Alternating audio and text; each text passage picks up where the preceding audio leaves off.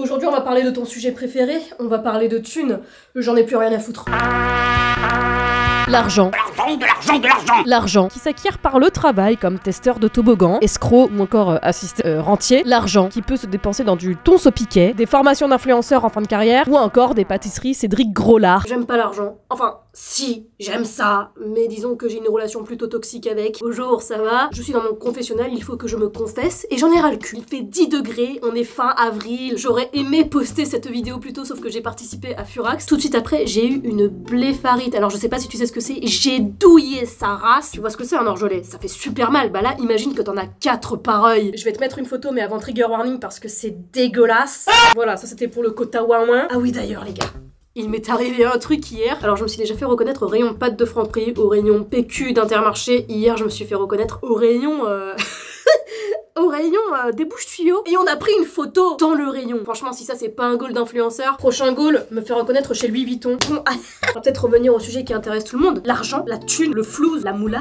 Je suis née dans une famille de classe moyenne basse. J'ai vécu plus de 20 ans d'abord en cité puis HLM. Ma mère était handicapée et mon père technicien informatique. Donc autant te dire qu'il y avait pas beaucoup d'argent. Après j'ai quand même énormément de chance d'avoir vécu dans une famille aimante, pas trop dysfonctionnelle. Mais mon père, c'était un ragondin, l'incarnation de Picsou. Il ne dépensait jamais rien. Il a offert un briquet aux 40 ans de ma mère. Un briquet! Mon père c'est le roi des rats. Après, d'un côté, grâce à ça, il a mis énormément de côté, c'est ce qui a permis de mettre ma maman à l'abri. Mais de l'autre côté, bah il en a pas profité parce que mon père aujourd'hui, bah il est mort.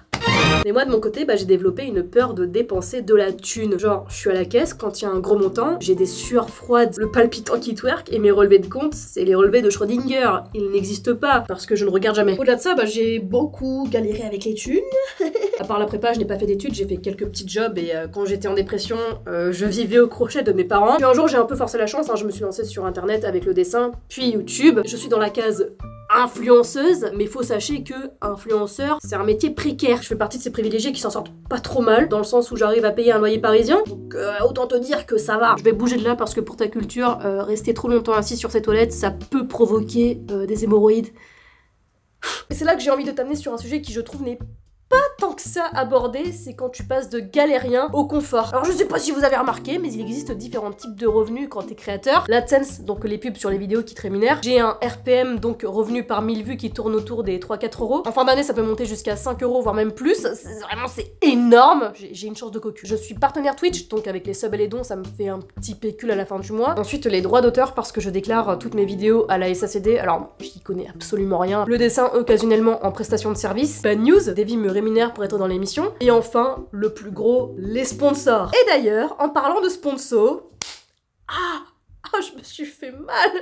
Tu as une appétence pour les boissons sucrées mais t'essaies d'arrêter le sucre. Tu es tout mou et t'en as marre. Eh bien voici une marque de boisson que personne ne connaît. Holy moly. Oli est une marque allemande d'ice tea et de boissons énergisantes sous forme de sachets en poudre qui se veut à la fois écologique et plus saine pour la santé. Tu as toutes sortes de goûts et de variétés qui se déclinent en 3 gammes. Ice tea, énergie et hydratation notamment pour les sportifs. C'est plus écolo avec moins d'emballage que des canettes. Tu as le shaker réutilisable à volonté. Ensuite c'est quand même vachement plus sain pour le corps. Est-ce que le sucre est avec nous dans cette pièce? Les arômes et colorants sont naturels. Il y a des antioxydants ainsi que de vitamines. Bonne alternative au soda et jus sucré au sucre. La gamme énergie propose l'utilisation de la New Caf qui se veut plus efficace que la caféine classique. Ça évite le contre-coup. Personnellement, j'adore la gamme hydratation parce que je ne bois pas suffisamment d'eau dans la journée. Les goûts, mais aussi le shaker me rappelle et me donne envie de boire. Faut quand même saluer le taf autour des packaging, mais surtout parce que je suis sportive. Être moi, c'est du sport. Rappelons qu'il faut boire 1 à 2 litres par jour et qu'il y a des personnes qui n'aiment pas l'eau. Oui, ça existe. Et si t'es concerné, sache que ça peut largement régler ton problème. Boire sans culpabiliser vu que c'est sans sucre ni autre cochonnerie. Si tu hésites sur les gammes proposées, sache qu'il y a des packs découvertes. Ce sont des box d'échantillons avec la majorité des saveurs disponibles. Peut-être que tu te surprendras à kiffer le matcha lime, comme moi. Je te mets le lien en description et commentaire épinglé si ça t'intéresse. Et évidemment, avec mon code, tu as 5 € de réduction sur ta commande. Un petit suppo et Oli. Merci Oli d'avoir sponsorisé cette vidéo, c'est ce qui fait vivre ma chaîne. J'ai commencé à faire des sponsors fin 2020, dans un premier temps en indépendant, puis en agence, et j'ai quand même touché de bonnes sommes d'argent. Et c'est choquant quand toute ta vie, t'as galéré. Alors qu'est-ce que j'ai fait? Bah j'ai flambé. Dans n'importe quoi. Dis-moi dans les commentaires c'est quoi l'achat que tu regrettes qui t'a coûté une blinde. Moi c'est ça. Ça mesdames et messieurs, pour ceux qui n'ont pas suivi mes vidéos, d'ailleurs qu'est-ce que t'attends pour t'abonner, c'est une bougie d'hôtel de Disneyland Paris qui m'a coûté 40 balles. Combien? Elles sont extrêmement bonnes cette bougie, mais elles ne diffusent rien. Je vais faire un petit listing de ces trucs dans lesquels j'ai mal investi mon argent. J'habite à Paris, j'ai tout à proximité, mais il y a un vice caché quand t'es parisien, c'est que t'as tous les restos sur Uber Eats. Et j'ai un peu trop dépensé. Les AirPods Max. Alors c'est bien, c'est joli, ça fait du bon son et ça isole bien, mais alors, c'est lourd sur la tête. Quand je fais du sport, il manque à chaque fois de tomber parce que ça bouge beaucoup. Autre achat que je regrette. Les cafetières capsules, c'est un très mauvais investissement. Parce que les capsules, ça coûte une blinde. J'aurais dû attendre et prendre une vraie cafetière. Mais bon, j'ai voulu faire au plus simple en parlant de café. Ça là, le café vanille là, comme ça là, c'est dégueulasse. Ça fait 6 mois que ça traîne, j'arrive pas à le finir parce que même mes potes trouvent ça dégueulasse. Puis honnêtement, Starbucks, si vous voulez boire un bon café, allez dans un vrai café. Par contre, là où j'ai bien investi, c'est les épices. J'adore l'ail, je rote, je mets des gens dans le coma avec ça. En particulier cette marque qui coûte... Parce que j'en ai testé de l'ail en poudre, mon petit pote. C'est que celle-là, bah c'est la meilleure. Très bon répulsif contre les chiens de la casse de Châtelet-Léal. Autre investissement que je ne regrette pas, les huiles et les vinaigres. Ok, oui, je me suis beaucoup embourgeoisie avec YouTube, d'accord. Mais alors de la bonne huile et du bon vinaigre, mais ça change tout. Mon aspirateur Mac Dyson, très bon investissement. Là, il est en assistance respiratoire parce qu'il est plein de poussière. Mon escabeau, que je regrette d'avoir acheté aussi. Est-ce que j'ai besoin de préciser pourquoi? J'ai acheté une Alexa, à part me servir à faire des proutes, elle me sert à rien. C'est 25 € très mal investi, que j'aurais pu investir dans un appagnan par exemple. Ok alors, j'ai envie de tester ça. C'est de la pâte à cookies. C'est pas le même budget que Cédric Groslard. Hein. On va voir si j'ai bien investi parce que 2 pots, ça m'a coûté 4 € je crois. Je regrette. Enfin bref, ça c'est Nutri-Score I pour inutile. Les gens se plaignent souvent que l'argent soit un tabou en mode gna gna gna, les Français c'est des rageux, aux USA on te félicite quand tu réussis. Peut-on arrêter de prendre les USA comme modèle parce que c'est vraiment pas du tout la même mentalité. Aux USA, si t'as pas de thunes, tu crèves littéralement la bouche ouverte. Pour moi, après j'ai peut-être tort, mais j'ai l'impression que ça traduit surtout un sentiment d'injustice des personnes en situation précaire et aussi la malhonnêteté des classes aisées et riches qui se cachent derrière le mythe de la méritocratie. Il y a une influenceuse dernièrement qui a fait polémique et je pense que t'en as entendu parler à propos de son statut social. Elle a eu le malheur de dire qu'elle était issue d'une famille de classe très modeste. Internet étant ce qu'il est, les gens sont montés au créneau et lui ont reproché de bander sur les classes populaires. Elle s'en est pris plein la gueule, et à tort, hein, parce que rien ne justifie le harcèlement dans un premier temps, et à tort parce qu'il s'est avéré que, effectivement, elle était issue de classe moyenne. Mais je comprends la colère des gens. Il y en a beaucoup qui sont déconnectés et qui n'assument pas leurs privilèges, qui sont imprégnés du mythe de la méritocratie, et c'est rageant. Quand tu sais que, bah, non, le travail ne suffit pas. Disons que c'est pas vendeur de dire que t'es un fils à papa-maman, mais assumez vos privilèges parce que de 1, y a rien de mal à ça. Vraiment, tant mieux si tu nais dans un milieu favorisé. J'ai encore divagué. Vagué. Oh non, il est plus de 20 h. J'ai oublié d'applaudir les aides-soignants et Inoxtag qui montent l'Everest. Dégage toi. Outfit of the day. Pour très mal investir mon temps en ne faisant rien. T-shirt. J'ai mal au sein en ce moment-là. T-shirt banger, pantalon sequin, parce que toutes les occasions sont bonnes pour porter du sequin, avec évidemment les plus belles. Ce que je pense avoir le plus gaspillé, c'est du temps. Alors, loin de moi l'idée de te faire un discours toxique comme les gourous de la productivité, parce qu'il faut quand même admettre que j'ai très mal investi mon temps, notamment mon temps de cerveau disponible, notamment des vidéos YouTube, tu vois, où je me disais à la fin, putain, j'ai perdu mon temps. Au bout de 35 minutes, on s'est fait chier. Par contre, écouter l'album Hyper Drama de Justice, ça, c'est du temps bien investi. La série Fallout sur Prime, bon temps investi, ça. D'ailleurs, est-ce qu'on peut m'expliquer pourquoi je suis en crush sur ce mec alors qu'on lui a volé son nez? Bonne nuit, Poun Poun. Alors, j'ai pas encore tout lu, mais très bon temps investi, ça aussi. Ça raconte juste la vie banale d'un adolescent banal, et c'est très bresson. Il y a toute une réflexion autour de la vie, ça parle de cul, de suicide. C'est pas dit, mais ça parle clairement de dépression, et c'est assez déroutant quand tu sais qu'au Japon, c'est un sujet plutôt tabou. Mais là où j'ai le plus mal investi mon temps dernièrement, bah c'est TikTok.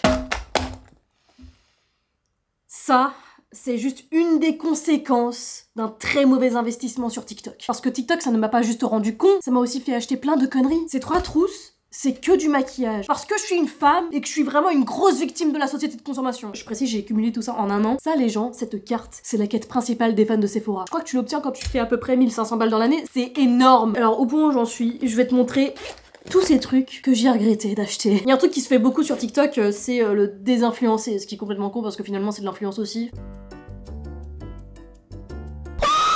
J'ai acheté ça parce que je trouvais le packaging joli, sauf que la couleur sur moi, c'est pas beau.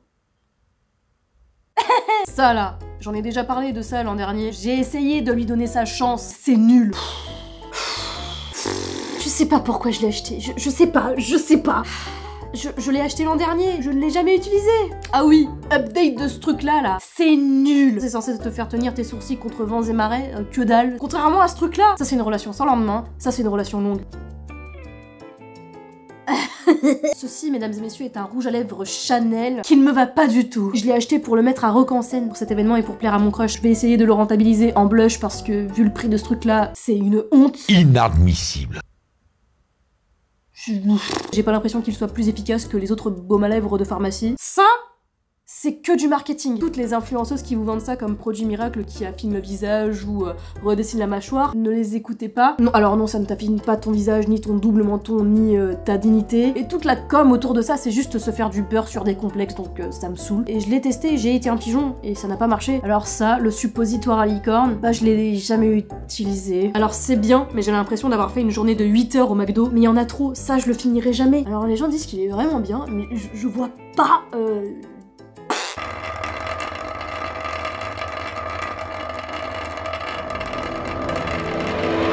J'avais oublié que j'avais ce truc là dans ma trousse. Voilà, ne fais pas comme moi.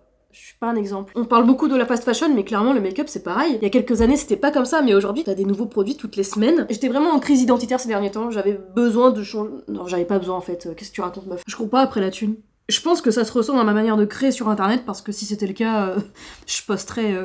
bien plus souvent. Bon après je suis une feignasse, hein, on va pas se mytho, c'est pour ça que je bois du Holy Energy pour booster ma productivité. Shut the fuck up. Pardon, je plaisante mais pour le coup vraiment c'est bon. J'aime pas la thune parce que j'ai vu les gens montrer leur vrai visage quand ils ont commencé à gagner de l'argent ou pendant des héritages. L'argent ça ne change pas une personne, ça la révèle. Ok alors, il faut en parler. Là où j'ai le plus mal investi mon argent, les fringues. Quand j'étais plus jeune, mes parents m'achetaient pas de fringues. Ils récupéraient les fringues des cousins. Après, on a commencé à m'acheter des fringues au marché, chez Tati, chez Kiabi. À la fin du lycée, j'ai découvert Zara. Quand j'ai commencé à gagner des thunes sur YouTube, alors là, j'ai encore monté d'un cran. Je me suis embourgeoisée. Puis j'ai rétro-pédalé et j'ai mis le nez dans Vinted. Alors là, vraiment, ça a été l'ouverture de la boîte de Pandore. Donc je dirais qu'aujourd'hui, ma garde-robe, c'est bien 60% du Vinted. Donc vraiment, j'encourage n'importe qui d'aller sur Vinted et vraiment limiter la casse avec la fast fashion. Pour toutes les raisons qu'on connaît, je pense pas avoir besoin de le dire. D'ailleurs, je vais le dire, je suis désolée, mais quand il y a Vinted qui existe, tu n'as pas d'excuse pour consommer du Shein. Donc je vais commencer par le sujet qui fâche, les chaussures. Elles sont jolies, mais alors elles sont juste jolies, parce que l'arrière là, ça te déglingue le pied, et c'est pas de la très très bonne qualité non plus. Alors là, si je voulais un partenariat avec Adidas, là, c'est mort. Je les ai achetées parce que j'étais en SPM, et parce que je n'avais pas de paire noire. Il faut un permis poids lourd pour les porter, celle-là. Au moins avec ça, j'ai la lumière à tous les étages, je peux faire des dunks sans problème, c'est faux. Mais je les mets jamais parce que, bah, je sais pas. Donc celle-là, à vendre. Il y a un moment où j'ai un peu pété les plombs avec les thunes sur YouTube et ceci n'est une illustration. Ça mon petit pote, ça m'a coûté 50 maxi best of Big Mac. Alors évidemment je les ai bien rentabilisés, j'ai fait hyper attention, mais c'est pas mon plus gros craquage. Elles sont magnifiques, mais je sais pas pourquoi je les ai achetées parce qu'à la base je voulais des mocassins. Je les porte très peu parce que j'ai peur de les abîmer. Soyez pas cons comme moi. Ça c'est un bon investissement. Toujours faire attention à ce que tu investis entre toi et le sol, que ce soit des chaussures, un matelas ou une chaise de bureau aussi. J'adore les New Balance, les 530 c'est du solide. Par contre celle-là, très mauvais investissement. J'ai marché avec ça, je pense qu'à terme ça te baise le dos. Et la matière de la semelle tâche de trop, c'est dégueulasse. Évidemment, est-ce que j'ai besoin de rappeler que c'est un excellent investissement? Ok, alors maintenant on va vider mon dressing. En gros j'ai tout ça et un placard qui est à côté. Ce que j'estime déjà beaucoup. J'ai un peu le cul entre deux chaises avec les fringues. J'adore les sapes, j'aime beaucoup la mode de loin, mais est-ce que j'ai besoin d'autant de fringues? Non. Il y a une part de moi qui rêve d'avoir un plus grand dressing, et de l'autre, ça me file une crise d'angoisse quand je vois les grandes penderies là sur Insta ou sur YouTube avec les influenceuses. Je me demande est-ce qu'ils ou elles ont le temps de tout mettre. D'ailleurs, il faut le dire, c'est pas normal d'avoir un aussi gros dressing, c'est pas normal d'avoir autant de maquillage. Ce que tu vois sur les réseaux, c'est pas normal. Les excuses que je vois le plus souvent, c'est « Mais c'est son métier !» Bye boobs. « Mais c'est quelqu'un de passionné !» Non, ce ne sont pas des passionnés, ce sont des gens qui surconsomment. Mais bon, qui suis-je pour faire des leçons? Tu vois ce blazer? Bah j'en ai pas un, j'en ai deux. Et vraiment, lui, la coupe ne me va pas du tout. Le problème, moi, c'est que je suis une Fiat 500, je suis une table basse, tu vois, et je peux pas mettre n'importe quoi comme fringue. Et ça, typiquement, bah c'est une coupe qui ne me flatte pas. Bah c'est à vendre sur Vinted. Alors là, c'est vraiment le pull de la honte. Bon, je l'ai pas acheté neuf, hein, je l'ai acheté sur Vinted. Je l'ai vraiment pris parce qu'il y avait marqué marrant. Mais je le mets jamais parce que la coupe ne me flatte pas du tout. Donc bah il va retourner sur Vinted. Bon, ce corset, il est magnifique. Bah je l'ai jamais mis. Je vais le mettre quand j'aurai perdu du poids. Bah je perds pas de poids. Oh, voilà, encore un autre mauvais investissement. Je paye une salle 30 balles par mois, ça fait 3 mois que j'y suis pas allée. Putain, on peut plus rien faire pour moi là. Bon alors, cette robe là, Ouais, une belle vache laitière quoi. Je sais pas ce qui s'est passé dans ma tête, mais en fait je l'ai acheté pour un événement celle-là. Ça fait trop madame, ça me met pas à l'aise. Bah Vinted hein.